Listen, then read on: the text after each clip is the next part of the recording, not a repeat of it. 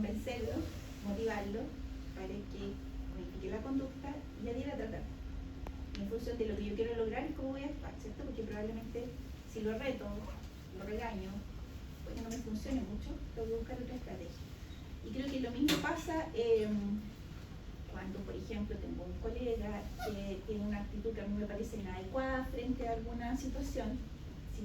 Según lo que yo quiero lograr, a lo mejor tengo que favorecer la capacitación o hacer algún comentario, más que desde el enojo. No sé si se entiende lo que estoy diciendo. Yo creo que es un consejo para la vida. Mi hijo dice que cada cierto tiempo se acuerdan cuando yo les digo esto de temas en el trabajo y todo, ya, pero ¿qué es lo que yo quiero lograr en esto? En esa palabra uno tiene que ver cómo se relaciona con lo otro. Bueno, lo que yo quiero lograr hoy día en esta clase es que quiero dejarlos un poco sensibilizados con respecto al tema de los trastornos de conducta alimentaria. Este es un tema súper amplio, entonces esta es una introducción nomás. Pero creo que me parece además importante porque les va a tocar ver pacientes en sala que están con un trastorno de conducta alimentaria o los que se está sospechando de un trastorno de conducta alimentaria. En este momento, por ejemplo, en lactantes, no sé quiénes están en lactantes, está Felipe ahí, ¿cierto? Que es un chico que fue hospitalizado el año pasado, que ahora no está hospitalizado, que tiene un trastorno de conducta alimentaria. En segunda infancia está Pascal, donde estamos, en realidad no tiene, estamos pensando que puede ser un ARFID, a lo mejor, más desde ahí, más que un trastorno de conducta alimentaria como de los más típicos. Entonces es una oportunidad para aprovechar de estudiar un tema en función de pacientes que pueden ver, ¿ya? Esto es lo que queremos, un barniz de lo que vamos a hacer en la clase. Ya.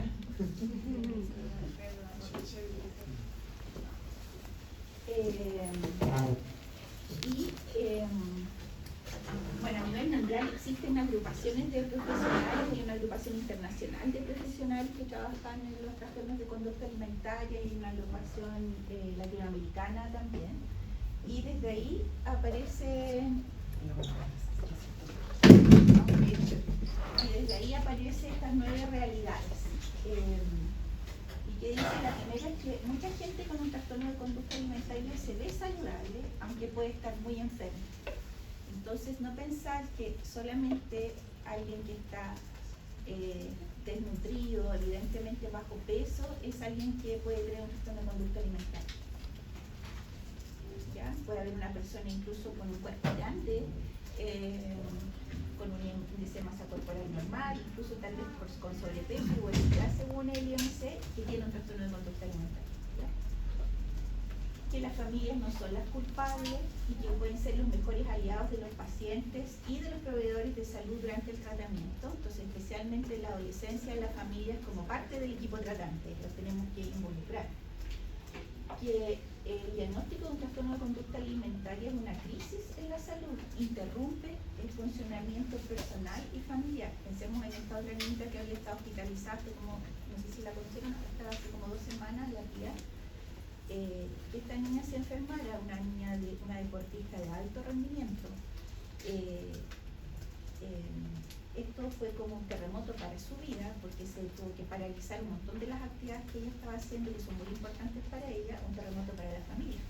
Una pareja con papás separados que ahora tienen que lograr de alguna manera coordinarse y llevarse bien para poder ayudar a la hija. Un hermano chico que queda un poco desplazado porque la preocupación principal es la salud de esta otra hermana, ¿sí? Entonces afecta grandemente a la familia. No son una elección. Nadie escoge enfermarse y tener un trastorno de conducta alimentaria, ¿ya? Son enfermedades de la mente. Y sabemos que son muy serias, pero que además están influenciadas biológicamente, que afectan a personas de todas las edades, sexo, raza, etnias, orientación sexual y estado socioeconómico. Antes se pensaba que los trastornos de conducta alimentaria eran problemas de enfermedades de las mujeres, pero hoy día sabemos que también afecta a los hombres, y así como hay adolescentes de 12 años con un trastorno de conducta alimentaria, pueden haber adultos mayores con trastorno de conducta alimentaria. Tienen mucho más riesgo de suicidio y de complicaciones físicas y médicas.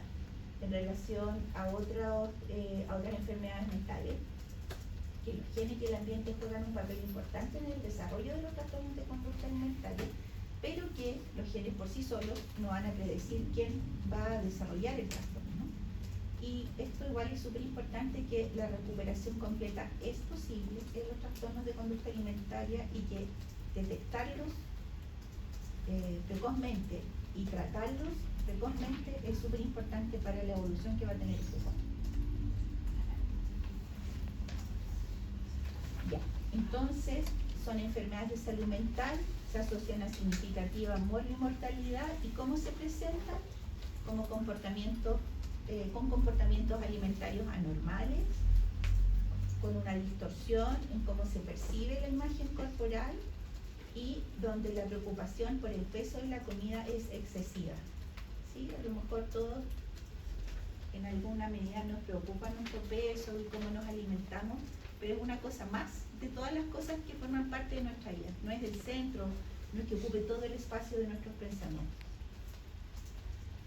Mucho sufrimiento, las pacientes con trastornos de conducta alimentaria lo pasan mal y se puede asociar a otros trastornos de salud mental como depresión, por ejemplo. Mayor riesgo de evolución crónica en comparación con otras enfermedades de salud mental, y ha habido un aumento, y sobre todo después de la pandemia se dice que es un aumento de más o menos un 30% de los casos de trastornos de conducta alimentaria, y entonces aparecieron más casos y las personas que estaban enfermas estuvieron más gravemente enfermas. Más casos.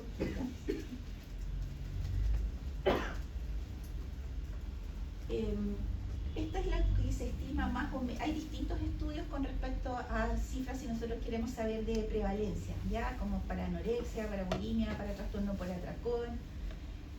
Hubo un estudio en Chile que plantea que en adolescentes y mujeres jóvenes la prevalencia es de un 0,5 a 1% en anorexia, 2% bulimia, 3% el trastorno por atracón. ¿Y por qué estamos hablando de este tema hoy? Porque estas enfermedades se inician habitualmente en la adolescencia, ¿ya? La prevalencia en niños y adolescentes es significativamente mayor entre aquellos que buscan tratamiento por obesidad.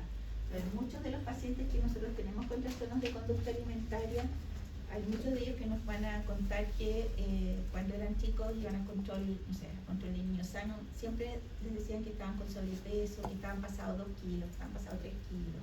La mamá entonces recibía estas indicaciones de que había que cuidar más la alimentación del niño porque estaba con exceso de peso, entonces iba a la nutricionista. Y hay pacientes que han estado toda la vida en control con nutricionistas, o sea, tienen 14, 15 y como que de verdad están chatos de que les hablen del peso. Ya. Para clasificar las enfermedades de salud mental se usa en los criterios del DSM-5, que ustedes tienen psiquiatría este año el segundo semestre. Este es el manual de clasificación de las enfermedades de salud mental. Entonces, los trastornos de conducta alimentaria, cada uno tiene sus criterios diagnósticos, que no es el objetivo revisarlos ahora, les voy a explicar a grandes rasgos en qué consisten los más frecuentes. Y los más frecuentes en la adolescencia son la anorexia nerviosa, la bulimia nerviosa, el trastorno por atracón, y además hay otros trastornos alimentarios como la anorexia atípica y estos otros. Por ejemplo, el paciente que está en lactante, Felipe, él tiene una anorexia atípica porque ha tenido conductas restrictivas, ha bajado considerablemente de peso, tiene una distorsión de imagen corporal, pero cuando yo calculo su índice de masa corporal me aparece como normal. ¿Sí? Eso hace que sea atípica. En realidad la anorexia atípica es más frecuente que la típica. Entonces por eso es importante saber que no necesariamente un paciente que tiene una anorexia nerviosa tiene que estar desnutrido, bajo peso según el índice de masa corporal. ¿Sí? Puede haber sufrido una desnutrición aguda y aún tener un índice de masa corporal normal. ¿Se entendió? Sí. El trastorno por atracón es el más frecuente de los trastornos de conducta alimentaria, lejos el más frecuente. Y en muchos pacientes adultos, por ejemplo, jóvenes que están en control, en programas en control y tratamiento por obesidad, hay un trastorno por atracón, pero si no hacemos preguntas con respecto a esto no lo vamos a saber, ¿ya? Y el trastorno por atracón se caracteriza por, el atracón es comer una gran cantidad de alimentos en un periodo corto de tiempo con la sensación de falta de control. No es así como, pucha, que estaba rica la pizza y no me comí un pedazo, me comí 4, no, un atracón es, me comí toda la pizza y me comí 2 paquetes de papas fritas y me tomé el litro de Coca-Cola y tomé mucho helado y todo eso me lo comí en 2 horas y en realidad yo no pude parar, ¿sí? Lo que caracteriza el atracón entonces es una gran cantidad de comida en poco tiempo y hay una pérdida de control. O sea, como que partió y no logra detenerse. Y genera mucha vergüenza, muchas veces comen a escondidas, compran cosas y se las comen en su pieza, por ejemplo. Los papás a veces encuentran papeles debajo de la cama o en el closet, y no tienen que ver con hambre física, ¿ya? Hay distintos gatillantes de los atracones, pero lo importante es como entender qué es un atracón. Ya, la bulimia nerviosa es un trastorno de conducta alimentaria que se caracteriza por tener atracones y tener conductas compensatorias.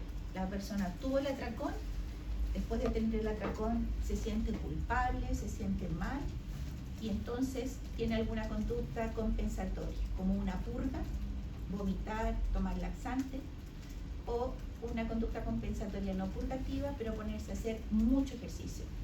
Se pone a hacer mucho ejercicio, decide que al otro día se va a saltar comidas y que va a hacer mucho más ejercicio. ¿Sí? Ya, entonces hay un atracón y hay una conducta compensatoria. Y son pacientes para los cuales cómo se autoevalúan a sí mismos está extremadamente influenciado por cómo es su constitución y su peso corporal. O sea, es muy relevante para ellos este aspecto en su vida. ¿Vamos bien? Ya. Y la anorexia nerviosa, que es lo que no es lo más frecuente, pero es lo más grave, es uno de los cuadros más graves y es lo que a ustedes más les va a tocar ver en hospitalizados, ¿ya? La anorexia nerviosa se caracteriza por restricción de la ingesta de alimentos, pacientes que llegan a consumir 400 calorías al día, 300 calorías al día, se saben todo, saben, o sea, tienen un plato delante y saben calcular así inmediatamente cuántas calorías tiene eso. Tú le preguntas, saben las calorías de cada alimento. Tienen mucho miedo a ganar de peso o a engordar. Voy a poner de nuevo el ejemplo de Felipe. Felipe sabe que tiene un problema, sabe que este problema de salud el año pasado lo tuvo con un ecocardiograma súper alterado, con mucha disminución de la masa del ventrículo izquierdo, todo eso él lo entiende, pero es más el miedo a subir de peso. Es de verdad miedo, no es así como, pucha, que lata, como que comí mucho el día y mañana no voy a comer tanto, no, esto es terror a subir de peso. Y tenemos pacientes que están evidentemente enflaquecidas, que se dan, que por un lado entienden eso, pero que uno les diga que para mejorarse hay que comer. Me he escuchado pacientes que me dicen que prefieren morirse antes de engordar. Y una distorsión de la imagen corporal. O sea, nosotros vemos a la paciente, a la persona, y la vemos muy delgada o la vemos normal, pero la paciente se mira al espejo y encuentra que sus muslos son gigantes, que tiene mucha guata, que tiene los cachetes súper prominentes. A eso se refiere la distorsión, ¿ya? Entonces, la anorexia nerviosa es más grave, es más frecuente el trastorno por atracón. La anorexia nerviosa aparece en etapas más tempranas de la adolescencia. El trastorno por atracón, la bulimia, aparece más en etapas como de adolescencia tardía. Y lo que se sabe hoy en día es que esto es multifactorial, que influyen factores biológicos, psicológicos, psicosociales, conductuales. No hay una sola causa para los trastornos de conducta alimentaria.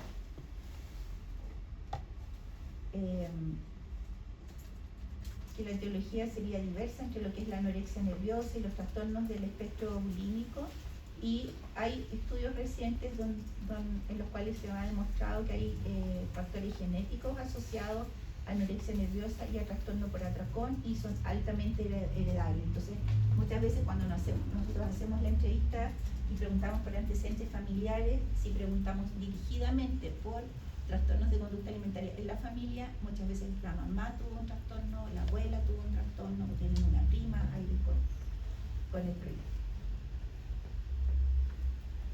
Entonces, hay factores que nosotros no podemos modificar, ¿cierto? Los factores genéticos no los podemos modificar, pero sí hay factores de riesgo modificables. Estos son los principales factores predisponentes y este es el principal factor precipitante o gatillante de un trastorno de conducta alimentaria. ¿Cuáles son los factores predisponentes? Esto de el ideal de delgadez, ¿sí? Como la cultura occidental, las redes sociales, lo que nos muestran es que, y si uno busca en internet, pone mujer bonita, va a aparecer una mujer delgada, alta, y esta cosa como de cosificar el cuerpo de la mujer como objeto. Entonces te enseñan que eso es lo ideal y que si tú eres flaca vas a ser muy feliz. En el caso de los hombres, es más que ser delgado, es como ser marcado, ¿cierto? El tema de los hombres con la alimentación muchas veces tiene que ver con esto de tener más músculo, cuidarse con lo que alimentan, cuidarse el peso, pero desarrollar más masa muscular. La presión percibida por ser delgado, esto mismo desde presión desde la familia, desde los pares, desde los medios de comunicación, ¿cierto? El estar permanentemente escuchando hablar del peso, comentarios que hace, por ejemplo, la mamá, que escuchan a la mamá que siempre se está quejando de que viene el verano, que este pantalón le queda chico, que va a tener que ponerse a dieta, o escuchar conversaciones de mujeres entre amigas, hablar mucho sobre el cuerpo y la imagen, hablar del cuerpo y la imagen de otros. Eso es un tema bien frecuente entre las mujeres, como hablar de lo gorda que está la no sé cuantito, o que está regia porque bajó mucho de peso. Es como, hablamos mucho de eso. O molestar, esto pasa mucho en los colegios, los niños con cuerpos grandes, los niños obesos, adolescentes obesos sufren mucho bullying en el colegio. Hay mucho estigma asociado al peso. Ya. La insatisfacción de la imagen corporal, que es otro factor predisponente, es que esta silueta percibida es distinta a la silueta deseada. Una evaluación subjetiva negativa del propio cuerpo. Entonces, la imagen corporal es cómo nosotros nos representamos mentalmente, la forma de nuestro cuerpo, el tamaño de nuestro cuerpo, la figura de nuestro cuerpo. Como yo me veo, como creo que el resto me ve, ¿ya? Y según como nosotros sentimos nuestro cuerpo, también es como actuamos frente a nuestro cuerpo, ¿cierto? Entonces, por ejemplo, una adolescente que siente que su cuerpo está grande, que está muy gorda, que está con exceso de peso, probablemente le va a costar más participar con los grupos de amigos, no sé, ir a la piscina, nadar en la playa, usar libremente el traje de baño. O, por ejemplo, tengo pacientes que incluso evitan salir a juntas con las amigas porque va a haber mucha comida chatarra y ellas prefieren no comer y no van. Se pierden de ir a una actividad social por el miedo a que se les pase la mano conmigo.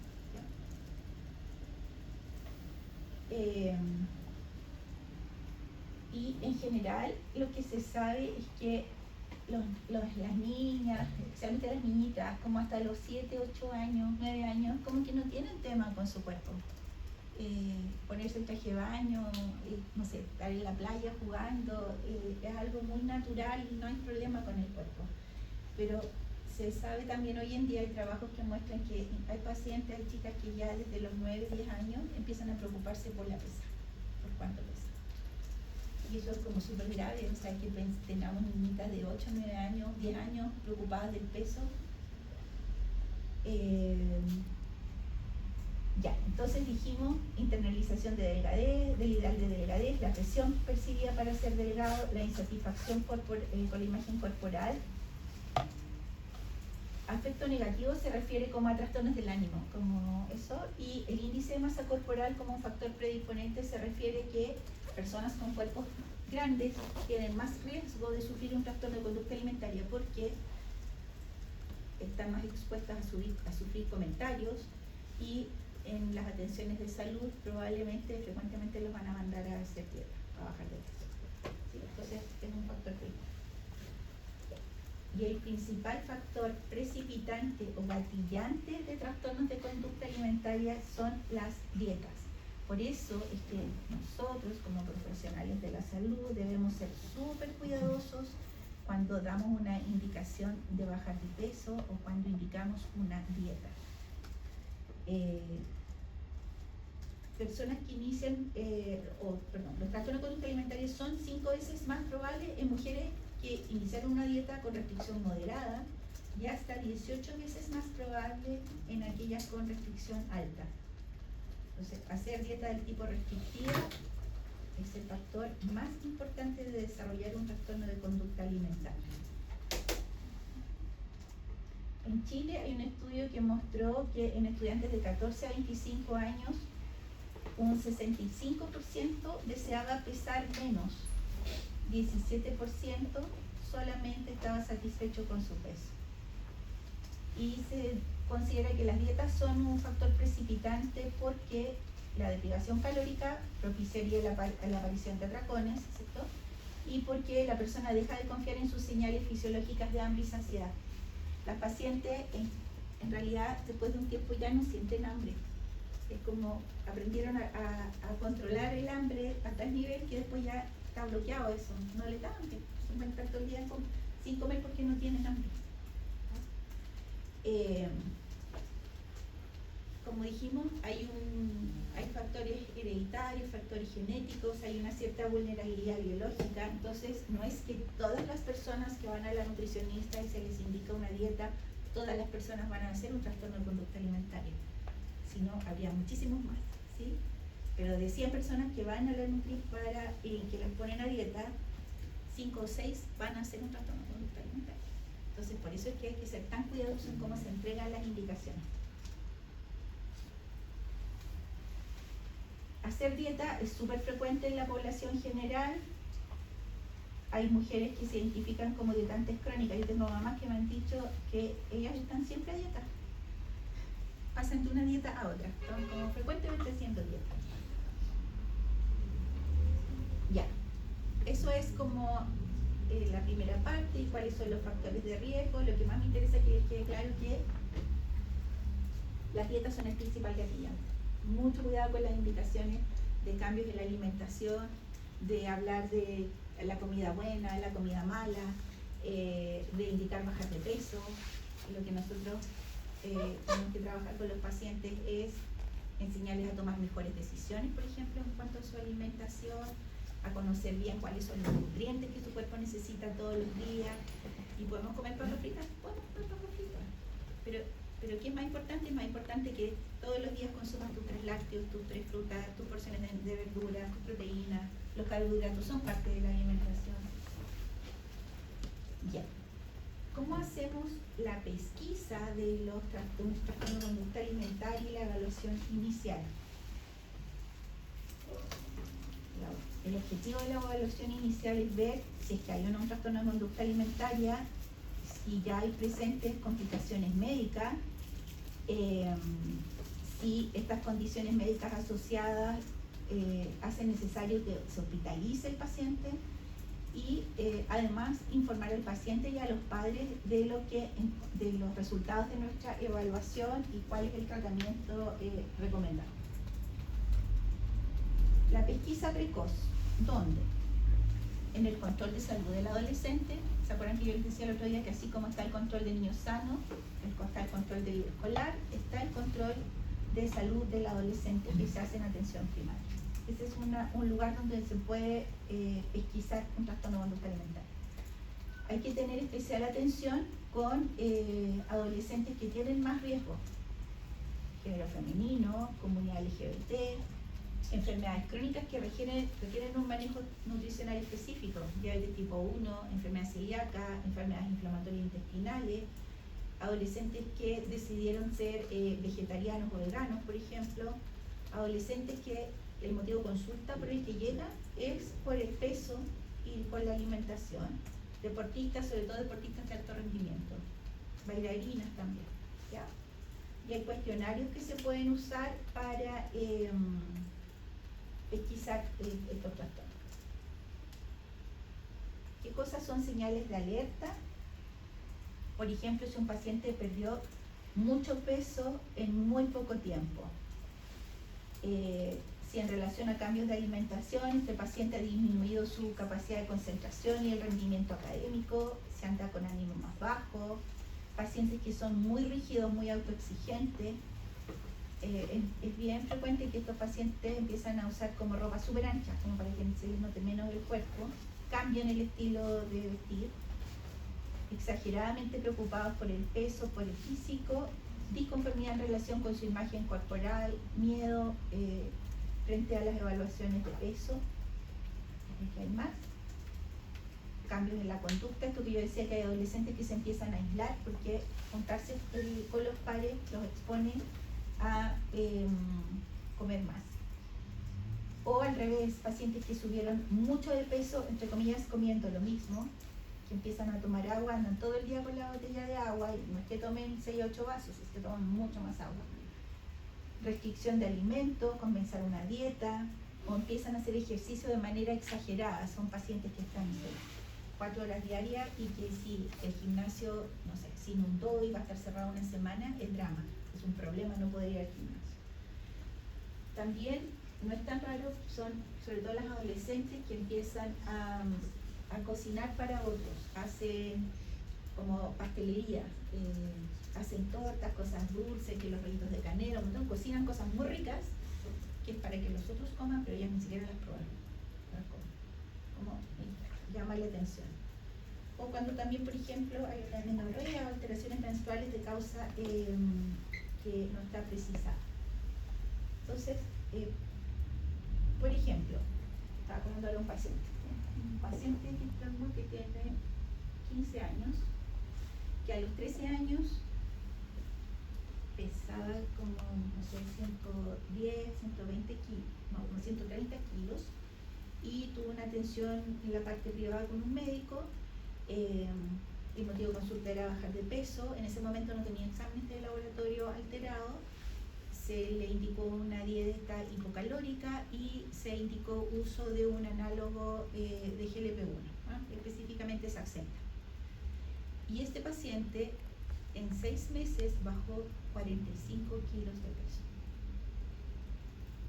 Entonces, eso es una baja de peso absolutamente excesiva. Un paciente que está con una dieta y que empieza a hacer ejercicio, que a lo mejor usa un medicamento para ayudar en esto, uno esperaría que bajara 1 kilo por mes, controlado, haciendo actividad física, ¿te fijas? Pero 45 kilos en 6 meses, o sea, eso era, en ese minuto era una tremenda alerta. Entonces, muchas veces pasa que estos pacientes, incluso pacientes que no están con medicamentos, pero están en control en atención primaria, van a control con el médico general, van a control con la nutricionista y se les felicita porque han bajado de peso.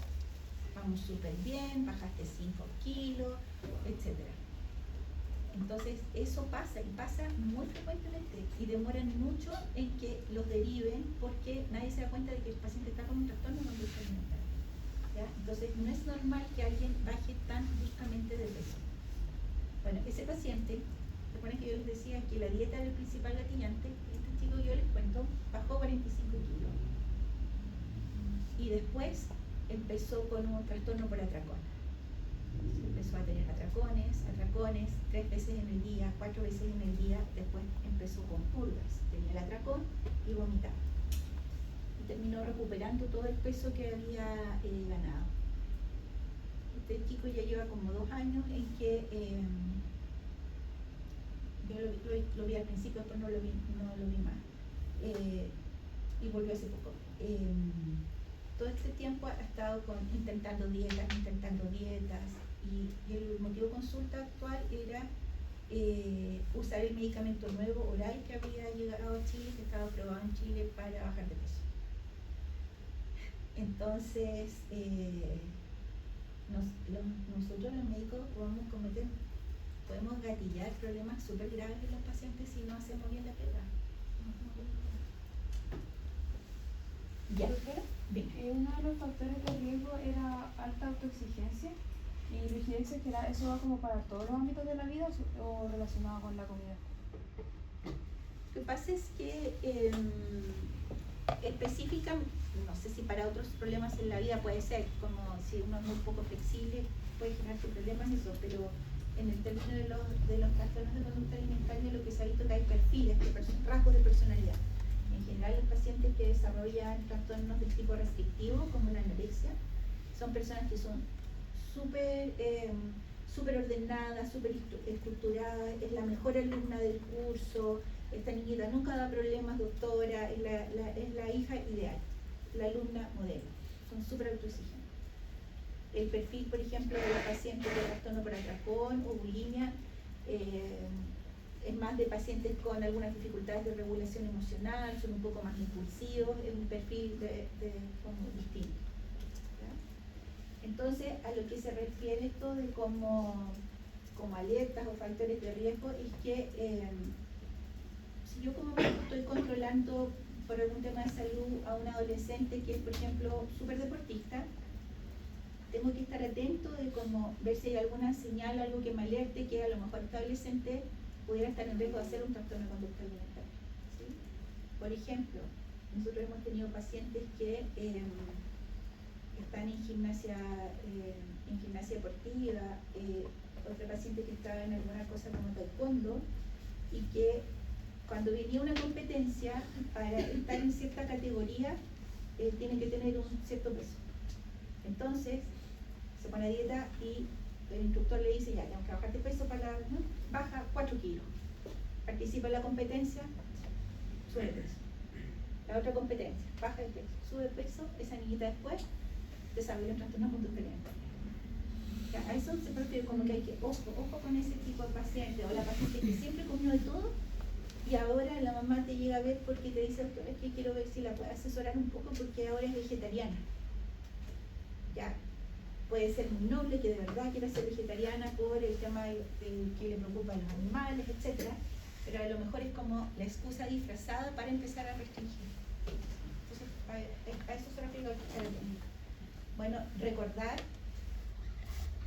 lo que hay que tener en todas las atenciones de los adolescentes, la confidencialidad, ser compasivo, validar las emociones. Esto es algo difícil. Es probable que la paciente o el paciente tenga dificultades para reconocer las conductas alimentarias alteradas que tiene y para identificar sus emociones. Ojo, tenemos que obviamente cotejar la información con los padres o los acompañantes, porque a lo mejor la mamá lo trajo porque este niño está comiendo súper poco y yo veo que ha bajado de peso y que está haciendo mucho ejercicio. Yo lo entrevisto y en la parte de la entrevista individual me cuenta una historia como que en realidad come súper bien y está entrenando porque quiere mejorar su estado físico y no hay nada más. Y los papás en realidad dicen, doctor, es que este en realidad no toma desayuno, entrena 3 horas diarias, los fines de semana 5 horas, esto no lo hacía antes. Entonces tenemos que cotejar información. Y otra cosa importante es que el diagnóstico es fundamentalmente clínico. No hay un examen de laboratorio que nos va a decir, este paciente tiene un trastorno de conducta alimentaria. Ya.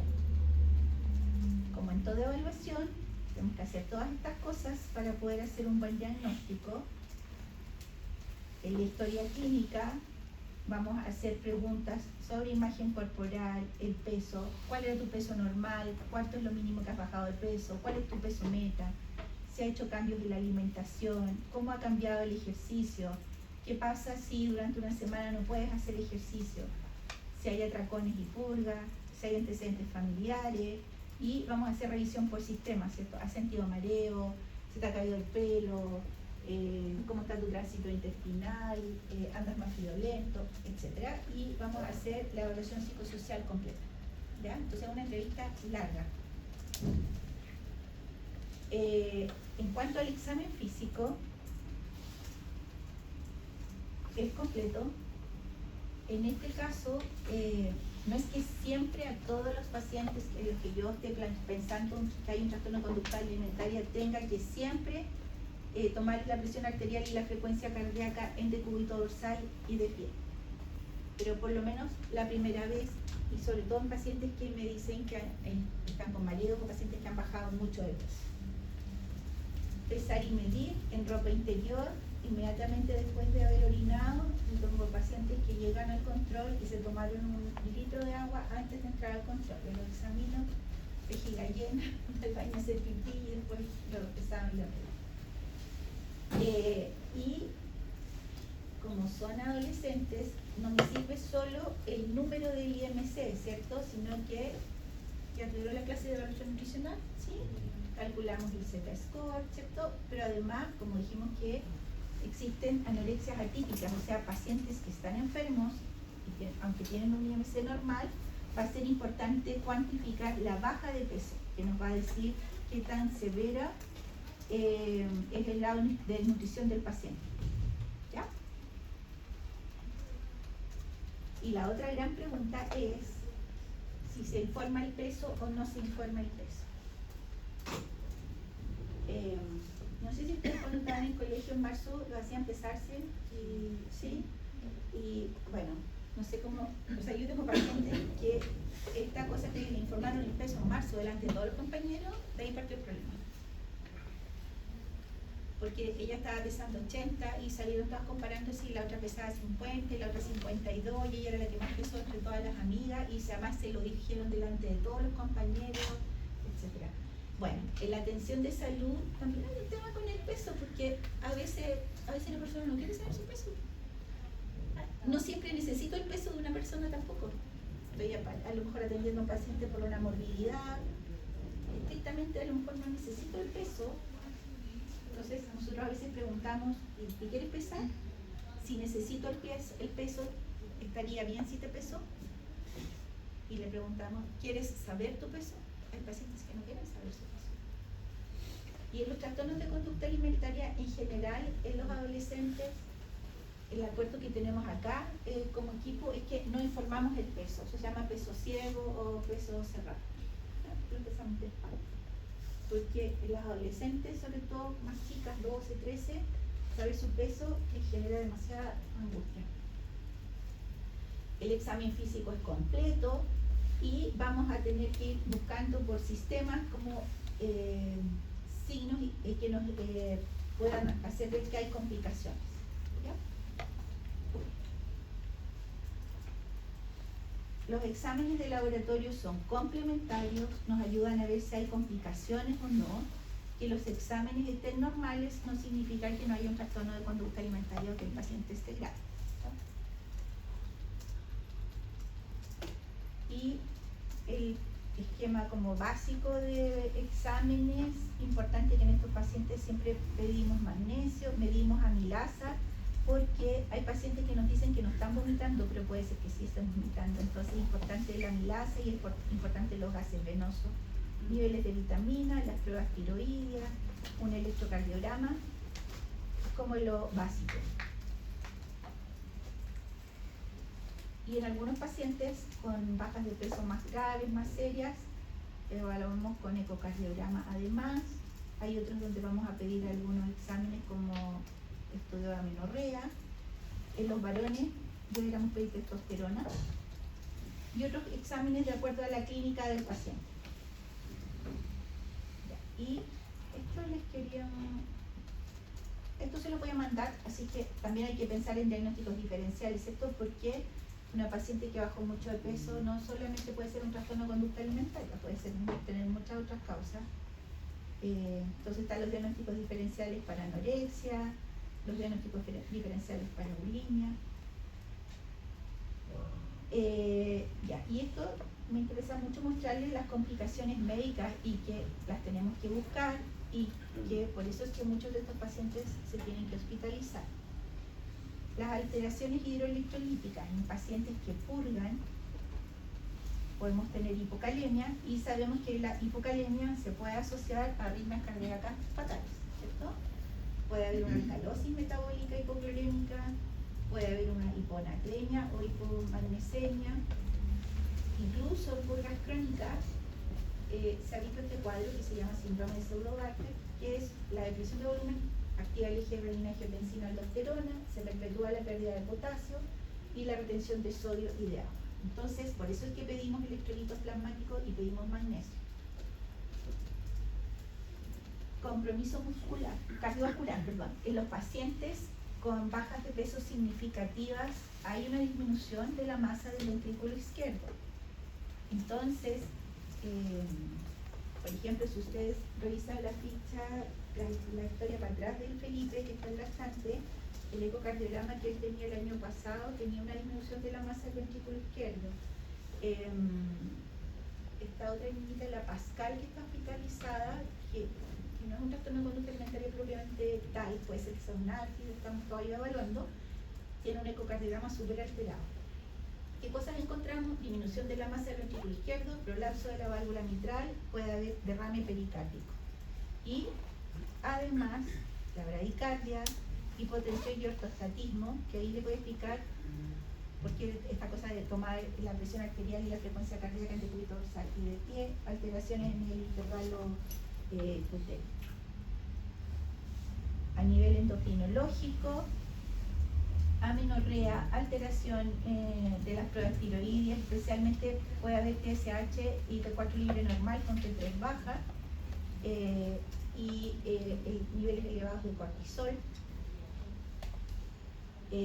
Para mí el cerebro es como un órgano así ya, es lo máximo encuentro yo, y terriblemente esta enfermedad puede causar mucho daño en el cerebro. El cerebro, como que da cuenta como del 30% de nuestro gasto energético, consume mucha energía el cerebro. Y lo que se ha visto es que en neuroimágenes, disminución de la sustancia gris, más marcada en los adolescentes, aumento del volumen interventricular, agrandamiento del surco interhemisférico. A nivel neurocognitivo son más rígidos, menos flexibilidad cognitiva, más déficit de las funciones ejecutivas superiores. Cuesta mucho razonar con estos pacientes. Los pacientes más graves es como tú les estás explicando la situación. Estaba pensando igual en el ejemplo de esta chica de la PIA. La cardióloga conversó con ella y con el papá, les explicó cómo estaba de comprometido su corazón, los riesgos que eso significaba, y la preocupación de la niña era cuándo iba a volver a entrenar. Eso era todo. Era como, yo me siento bien, ¿cuándo puedo volver a entrenar? Pero es que tu examen, yo me siento bien, ¿cuándo puedo volver a entrenar? O sea, es como, son súper rígidos, poco flexibles, no puedes como, no hay mucha capacidad para razonar. Están como muy tomados por la enfermedad. Puede haber algunas emergencias quirúrgicas, como el síndrome de la arteria mesentérica superior. Tuvimos una paciente el año pasado, creo, con este cuadro. Hay un vaciamiento gástrico más lento, entonces se produce esta saciedad precoz, comen un poquito y sienten que están como súper satisfechos, hay constipación, puede haber compromiso esofágico por las curvas, por los fondos. Caída del pelo, piel seca, aparece vello más fino en el abdomen, por ejemplo en la espalda, anemia y leucopenia, se altera la salud ósea. Entonces lo que quiero mostrar con esto es que pueden haber complicaciones súper graves que pueden causar la muerte. ¿Por qué se puede morir un paciente por una anorexia nerviosa, de alguna de estas complicaciones graves? O por un suicidio, porque también tienen tasas más altas de suicidio. Entonces, como tenemos que saber reconocer el cuadro, hacer bien el examen físico, los diagnósticos diferenciales, buscar las complicaciones médicas, y tenemos que saber cuándo tenemos que hospitalizar al paciente. Porque si yo decido este paciente lo manejo en la casa, hospitalización domiciliaria o en un centro hospitalario, voy a tener que tener claro todo esto. El diagnóstico diferencial, las complicaciones, como el sistema de cuidado familiar y qué tan dispuesto a tratarse está el paciente. Por ejemplo, Felipe estuvo hospitalizado el año pasado, estuvo de alta, y este año empezamos de nuevo a bajar de peso y lo logró hospitalizar porque en el fondo el tratamiento ambulatorio y la hospitalización domiciliaria no funcionaron. Un fracaso del tratamiento ambulatorio. Doctora, ¿y en ese caso usted lo hospitaliza porque fue control con poli o cómo se pesquisa en esos casos? Es que Felipe está hace tiempo en control por un trastorno de conducta alimentaria. Entonces, claro, la última estaba como un mes con hospitalización domiciliaria y yo lo estaba controlando una vez a la semana y otra vez así. Ah, por eso. Entonces ahí, claro. 3-4 semanas más no voy a mantenerle la presión. Ya. Y ya sea en el manejo hospitalario, perdón, ambulatorio, hospitalización domiciliaria o en un centro asistencial, hay que tener un equipo. Yo sola, aunque soy especialista en trastorno de conducta alimentaria, yo sola no puedo tratar a un paciente con un trastorno de conducta alimentaria. ¿Ya? Estos tratamientos son en equipo. Porque necesitamos mucho la participación de la psiquiatra y de la psicóloga. ¿Ya? Son enfermedades mentales. Y tienen que ser equipos especializados.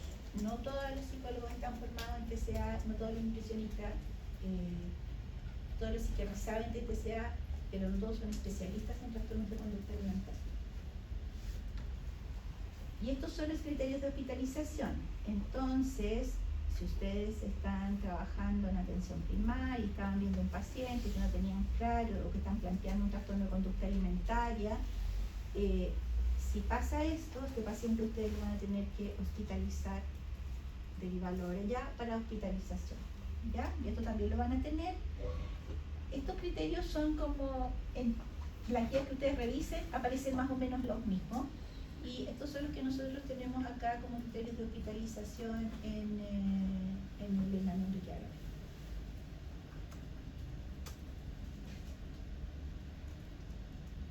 Y por último, los invito a que revisen el protocolo de manejo del trastorno de conducta alimentaria que tenemos en el servicio de pediatría, ¿ya? Eso lo tienen en la unidad de lactantes, en segunda infancia, donde habla de con cuánto aporte calórico partimos. Si un paciente está muy desnutrido y estaba consumiendo un aporte muy bajo de calorías, no puedo partir al tiro con 1800 o 2000 calorías en su alimentación, porque hay un riesgo de algo que se llama síndrome de realimentación. Es muy importante el rol de enfermería y de los técnicos paramédicos, porque tiene que haber un registro estricto de la ingesta para poder saber efectivamente si lo que se indicó de aporte efectivamente el paciente lo estaba consumiendo o no. Nosotros, por protocolo, el control de peso lo hace solo un nutricionista, que es el nutricionista del equipo. Lo pesamos 2 veces por semana con peso ciego, y lo que queremos lograr es más o menos un incremento de peso de 500 gramos por semana. Tienen que estar siempre acompañados, eso incluye incluso ir acompañado al baño, tapar los espejos del baño. Y la decisión de instalar una sonda nasogástrica es una decisión que tiene que ser bien conversada con el equipo y con la autorización de los padres, ¿cierto? Idealmente con el paciente o la paciente estando de acuerdo. Suplementos, suplementamos con todo esto. Súper importante la tiamina, porque como parte del síndrome de realimentación pueden haber complicaciones por déficit de tiamina. No es el objetivo de la clase hablar del síndrome de realimentación, que eso es una clase completa. Los psicofármacos van a ser indicados por la psiquiatra. Los exámenes de laboratorio que se piden al comienzo, el electro, y en quienes pedimos ecocardio y en quienes pedimos otros exámenes. Y si ustedes se fijan, por ejemplo, el Felipe quedó con control diario de exámenes los primeros 5 días, porque en los primeros días hay más riesgo del síndrome de realimentación. Y sobre todo como el fósforo, el nivel de fósforo es el que más nos va a dar la señal de alerta, de alerta si estamos frente a un síndrome de realimentación o no.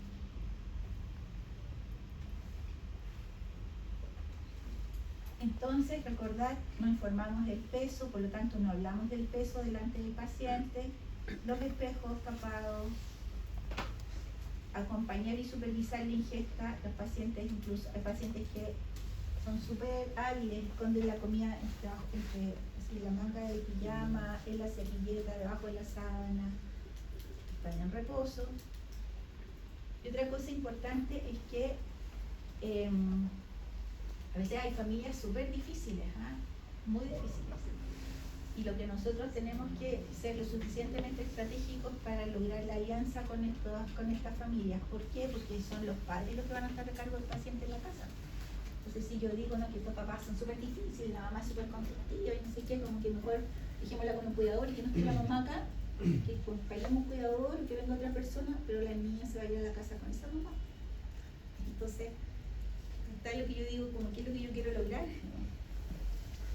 No me puedo pelear con la mamá, tengo que ser lo suficientemente estratega para poder hacer una buena psicoeducación, de hacer a la familia partícipes del tratamiento. Por eso es que ustedes pues van a ver que muchas veces la psicóloga, por ejemplo, la psicóloga sola o con la asistente social se reúnen aparte con los papás y empiezan a trabajar con los papás porque hay que prepararlos para el trabajo en la casa. Ya, eso. ¿Cuánto me demoré?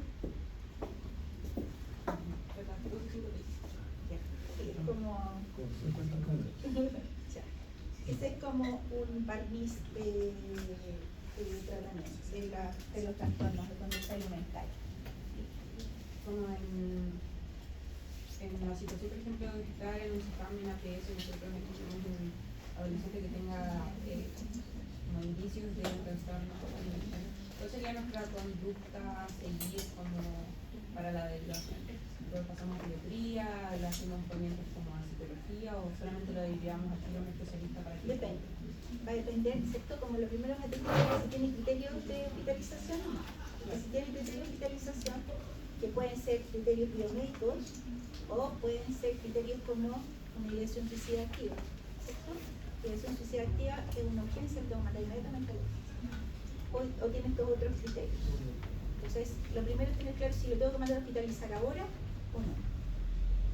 Y después lo que yo haga va a depender de cuál es la gravedad de la situación, porque a lo mejor un paciente que está restringiendo hace poco tiempo, no tiene purga, la baja de peso no ha sido tan importante, hay una buena red familiar y yo me siento capacitada para trabajar con este paciente en conjunto con el psicólogo de APS, con el nutricionista, puedo partir haciendo el manejo inicial y hacer la interconsulta al equipo de especialidad. De verdad que esta es una enfermedad súper compleja y mientras uno más estudia, más te das cuenta que es muy complejo. Entonces, es mejor para los pacientes estar tratados por equipos especializados. ¿Ya? Acá en la región, el único hospital que tiene equipo de trastorno de conducta alimentaria es el nuestro. No hay otros. Y a veces son pacientes que llegan a nosotros y que evaluaban conjunto, se determina que el paciente puede seguir siendo manejado en su nodo. Entonces a lo mejor sigue con la psiquiatra, con la pediatra, de Imperial, por ejemplo, con psicólogo, todo y se sigue atendiendo ahí. Pero es mejor que lo evalúe primero el equipo de trastorno de conducta alimentaria. Por ejemplo, cuando podemos sospechar quizás que la patología alimentario es causa de una patología psicológica, por ejemplo, con un trastorno obsesivo compulsivo, igual seguimos la misma derivación y la psiquiatra del enlace lo evalúa o Sí, lo que pasa es que en el fondo es como supongamos que hay un déficit atencional, hay un trastorno ansioso, hay un cierto grado de depresión, hay un trastorno de conducta alimentaria, manda trastorno de conducta alimentaria. Eso es lo primero que tengo que resolver. ¿Sí? Pero si hay ideación suicida, manda la ideación suicida. Es como TCA mata todo esto otro, ideación suicida mata TCA. Así como, esa es la prioridad. ¿Ya? Ya, pues hay dos artículos súper buenos, yo se los voy a mandar de la revista chilena de pediatría, que están orientados como para, son